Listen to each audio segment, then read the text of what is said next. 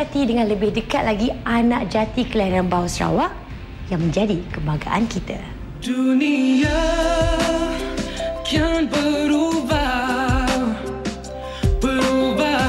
Pandalela Rinong, ikon baru sukan Malaysia. Selepas kehebatannya, muncul atlet wanita pertama negara. Kejohanan Olimpik 2012 telah memberikan kejutan yang begitu bermakna kepada seluruh rakyat Malaysia dengan kemenangan pingat gangsa dalam acara terjun platform 10 meter oleh Pandalela Rinong yang berusia 19 tahun.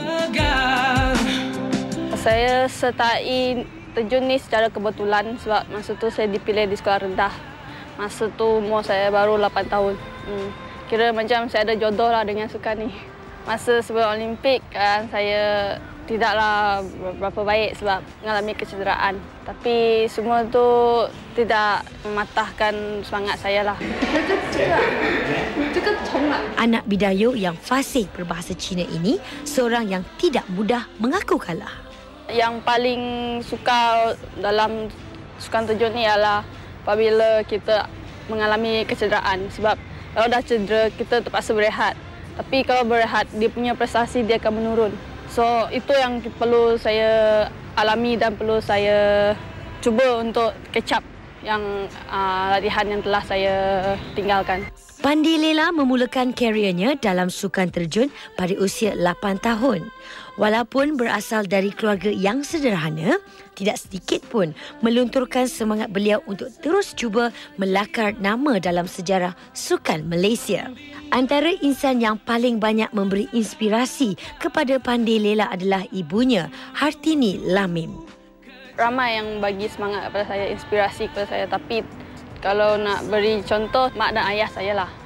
Sebab kalau saya cedera dan bila saya punya mood saya down, saya akan telefon mereka dan bagi tahulah saya punya perasaan. Dan mereka akan nasihat saya dan juga pujuk saya lah. Pandalela merupakan anak yang kedua dalam 4 adik-beradik. Saya besarkan Pandalela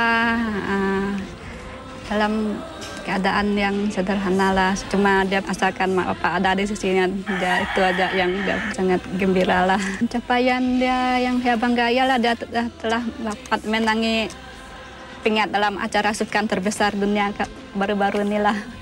Saya sangat bangga dengan pencapaian terbesar dia kali ini.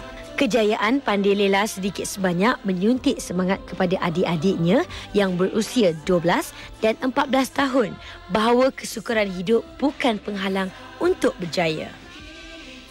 Kakak saya seorang yang peramah, penyayang. Dan tu kalau dia ada masa kat rumah, dia selalu bawa kami pergi jalan-jalan, tengok wayang.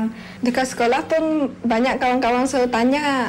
Jadi saya rasa banggalah dengan kakak saya. Kekerapan Pandalela untuk menukar pakaian renang adalah 3 hingga 4 kali setahun. Banyak wang ringgit terpaksa dibelanjakan bagi memenuhi keperluan sukan air ini. Walaupun berdepan kesukaran, Pandalela dan keluarganya tidak pernah mengeluh. This family is a very dedicated family, disciplined and friendly. As a neighbor, we good relationship with them. Sebelum Olimpik tu, saya memang ada berdoa juga sebagai jiran. Memang saya mahu dia menang. Sangat bangga menjadi seorang penerjun yang pertama di Malaysia. Pandalela masih tidak dapat mengelak daripada kritikan segelintir masyarakat tentang kebolehannya. Masa saya pertandingan tu, saya tak tahu ada benda macam tu wujud. Tapi lepas saya menang tu, saya rasa bangga lah sebab saya boleh membuktikan yang skuad terjun pun boleh menang pingat dalam Olimpik. Pertandingan saya hanya akan ada pada tahun depan, jadi saya mungkin akan fokus kepada pelajaran dan saya sekarang tengah tunggu berita baik daripada UM. Saya rasa bukan alasan kalau bersukan sepenuh masa tak ada masa untuk belajar. Macam saya, walaupun saya atlet terjun sepenuh masa tapi saya tetap ada masa untuk belajar di malam hari. Itulah satu-satunya kenderaan yang ada sejak Pandalela mula menceburkan diri dalam sukan terjun. Dengan motosikal inilah Pandalela dihantar oleh ahli keluarganya untuk menjalani latihan terjun di pusat akuatik. Memanglah masa tu kami sangat tak cukup perbelanjaan kan. Jadi kami cuba Utamakan dia lah sebab tengok dia punya semangat tuh. Kalau kita abaikan dia akan tak gembira lah. Jadi kami sudah upaya utamakan dia untuk belanjaan lain kami kemudiankan dulu. Seperti remaja lain, Pandi Lela meminati muzik dan juga hiburan selain sibuk dengan rutin harian sebagai atlet. Dia juga fasih dalam 4 bahasa, bahasa Melayu, Cina, Inggeris dan Bidayuh. Antara idola beliau dalam sukan terjun adalah Go Jingjing, penerjun Olimpik yang mewakili negara China dari tahun 2004 hingga 2008.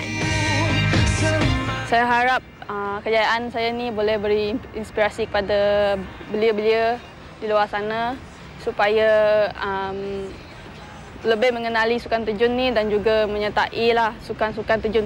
Tak juga terjun tapi sukan-sukan lain yang berfaedah kepada diri sendiri dan juga negara. Kepada seluruh rakyat Malaysia, saya ingin mengucapkan terima kasih kerana menyokong saya semasa di Olimpik ataupun sebelum di Olimpik. Kepada Mak, smile always. Terima kasih kerana membimbing saya daripada kecil hingga dewasa. Pandi Lela, we all love you. Seluruh rakyat Malaysia mendoakan semoga anak kelahiran Sarawak ini, Pandi Lela Rinong, berjaya mengharumkan lagi nama negara dengan pingat emas dalam sukan Olimpik yang akan datang.